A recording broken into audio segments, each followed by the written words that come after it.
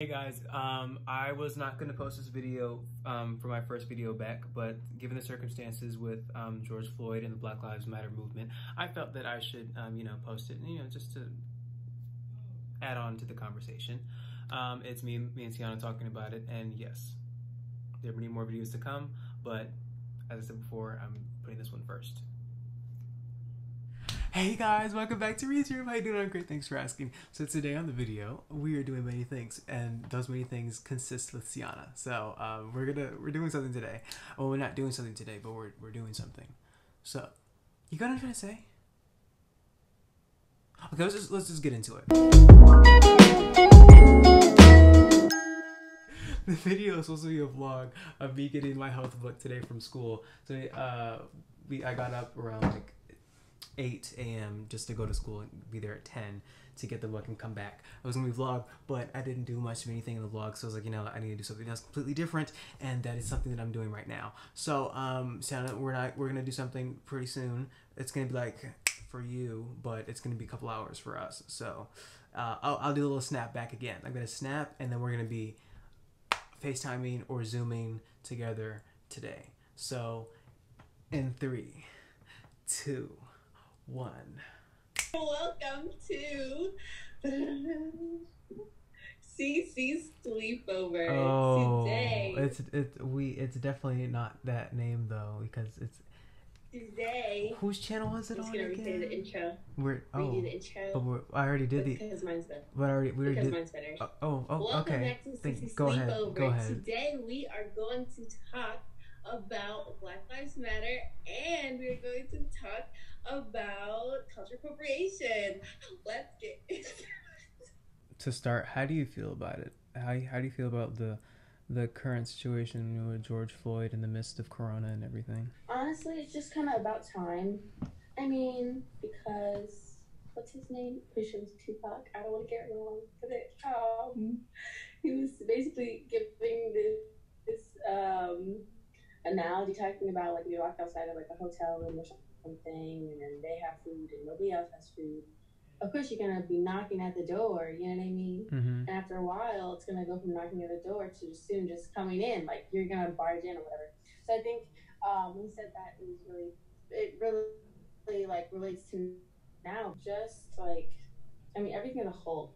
Also, I think that when it comes to the peaceful protests, it's like the cops are now scared because they've seen the rioting and they've seen things like that. So I think now they're all on edge, and they really have no well, you said they had no patience. I'm sorry, you were breaking up. Yeah, they have no patience, but they're not going to wait until they get hurt or like their car's on fire, you know what I mean, or something like that, something crazy. But I also think that the rioting in itself is just not helping anything, really, in my opinion. It's just kind of taking away the importance, the attention. Yeah.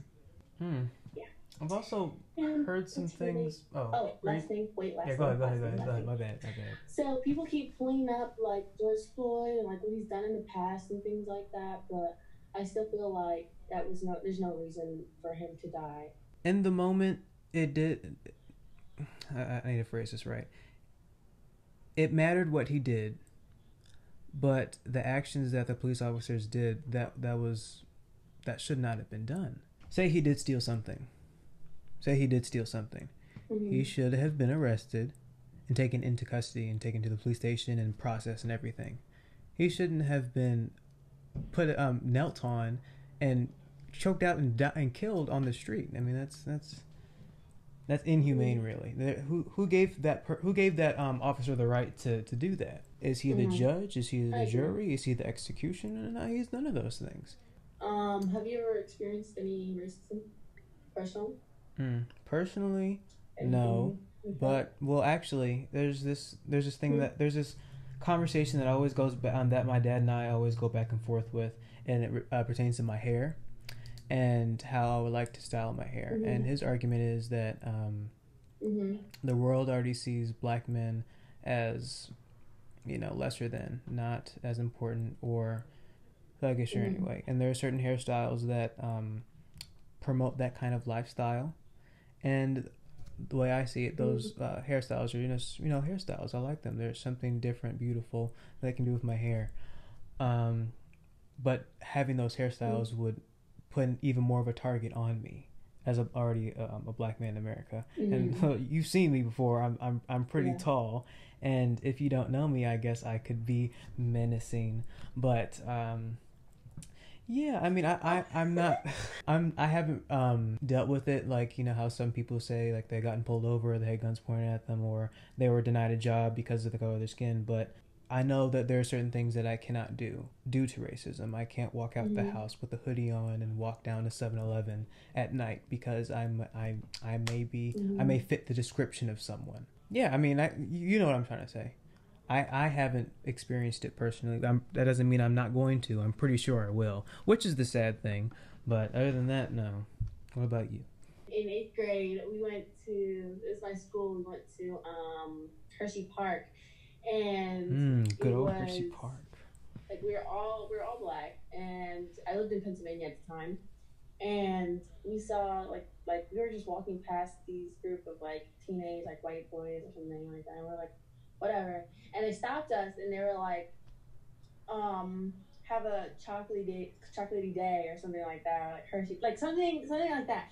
But at the time, I didn't understand it. I didn't get it. And I was like, okay, well, all right, whatever. I was like, thanks. Like, I said thanks, and I walked away like it was nothing. And then my friend was like, Luciano, why'd you say thanks? I was like, what do you mean? He said, have a, have a chocolatey day. And then I was like, oh, I'm not going to take what I did after, but... oh, they said it because you guys were black. I went back and I was... never mind. Huh? They said that because you were black. Huh? They said that because you were black. Yeah. Oh, when you said they said have a chocolatey day, I mean, I could have thought that they were just saying that because y'all are at Hershey Park, but... Because you're at Hershey Park. Yeah, that's what I... See, we're on the same... Yeah. But if they meant it in a menacing way, that's... I was like, yeah, we're going to have a chocolatey day.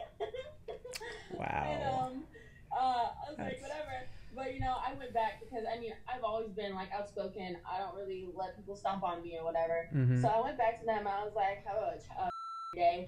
Now I think back on it, I shouldn't have done that. Because why would you say that? So, like, wrong. Why would you say that? That is so... I'm cutting that out. I was upset. I was angry. I was mad. But now that I look back, I'm like, that was so wrong. Whatever, but... I mean, if that happened to me now, I mean, I wouldn't say that. The only thing I can really think of when people are like rude to me because of my skin tone or my hair or anything, I just be like, Jesus loves you and walk away. Like I can't say anything about that really. Yeah, when I was in Pennsylvania, like my mom and me would like roll up to gas stations or something like that, and they would see me because like at the time I had like a fro, and they'd see me, and literally like these people would like flick you off, like put your middle finger up, put their middle finger up at you, and like zoom away, like out of the gas station, like they're not gonna like bite, like they just get so angry, or like they like pull up at the light, and then you look over, and yeah, but it wasn't anything crazy. Like I've never been called like the N-word or something. When it comes to my hair, my family like some they don't really care much about my hair really, because I mean all my sisters are like natural, we all have froze, like everybody's natural, except for my mom, like she's transitioning now, she wanted to go natural, which is nice. Yeah, I've seen it, it's nice. But like outside of my family, like some of my friends or something, like sometimes like people who like, or like older people, like they'll ask me, oh, is your hair a wig? Oh, that's so nice. Like that's just not appropriate in any setting. Like you can't just go up to a woman and say, "Oh, like nice hair. Where'd you get it from?" Yeah, like especially like when I love to wear my hair big, so they'll be like, "Is that a wig?" No, it's not. It's not a wig. It's mine. Yeah, and guess I never seen the real thing. Some of my styles. So I stopped wearing bantu knots in public.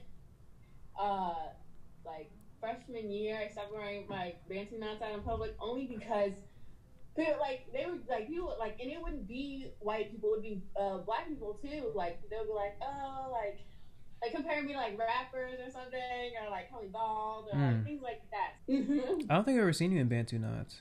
Exactly.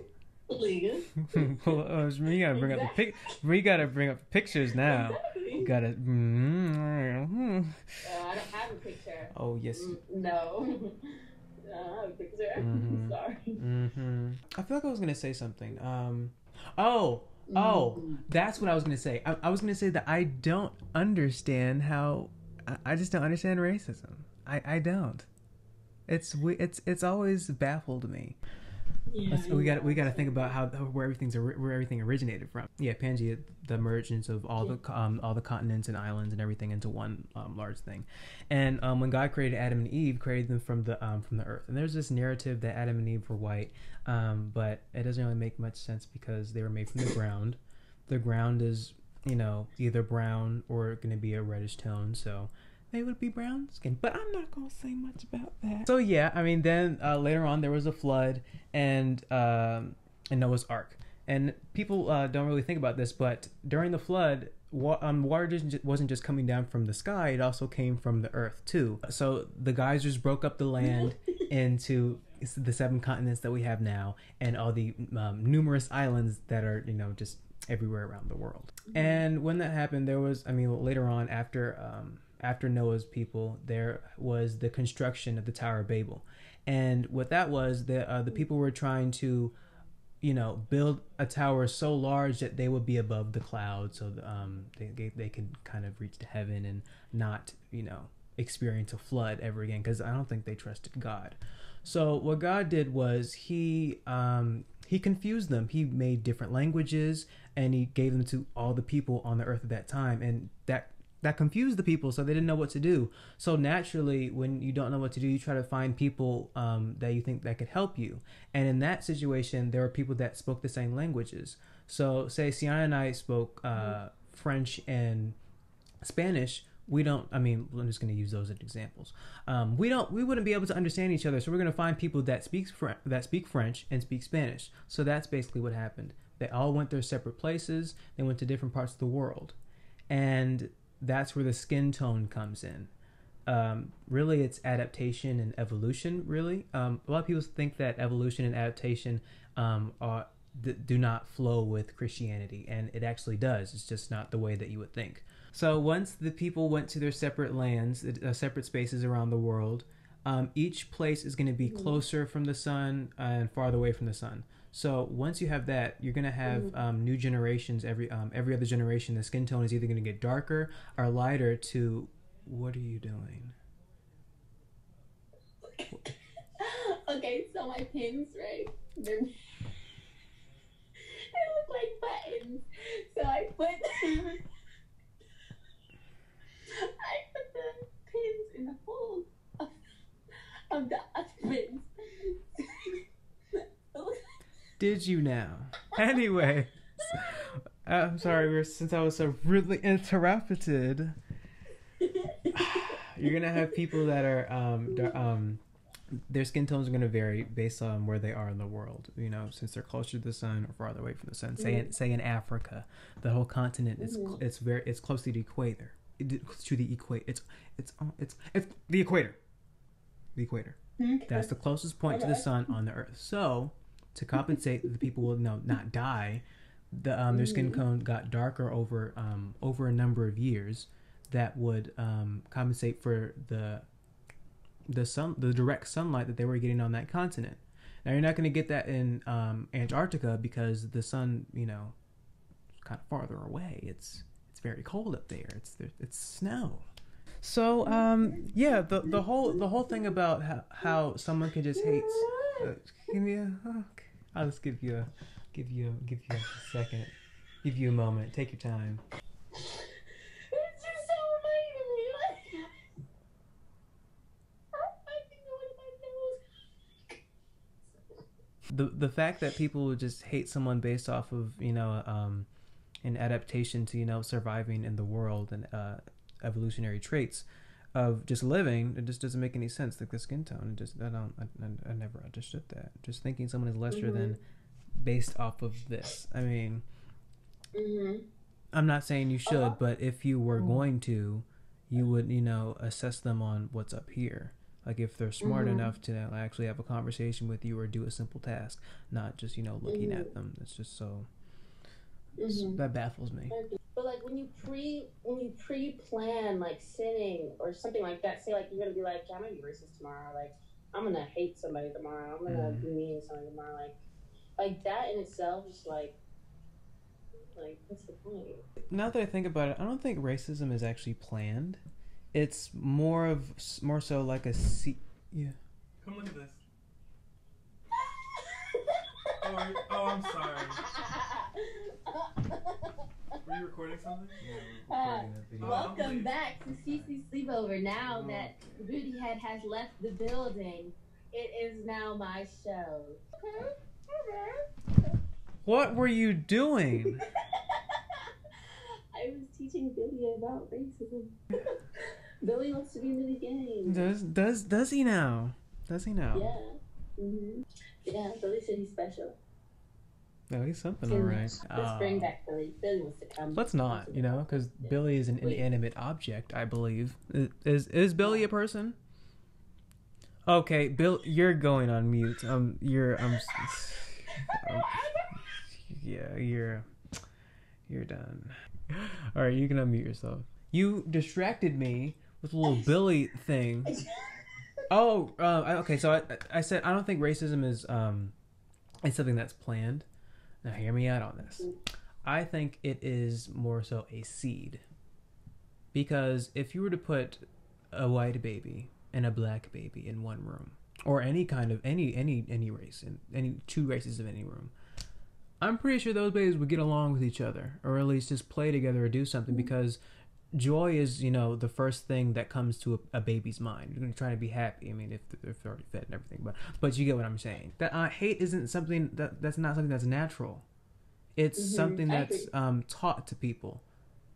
Yeah. You don't know how to do things unless you're taught them. Never again. This was your last time on Reid's Room. This is your last time. Thank you everybody for tuning in today, for watching the video and just hearing our conversation on the matter of Black Lives Matter, everything that surrounds that kind of that category, injustice, racism, and all that stuff, all that great, actually bad but great stuff.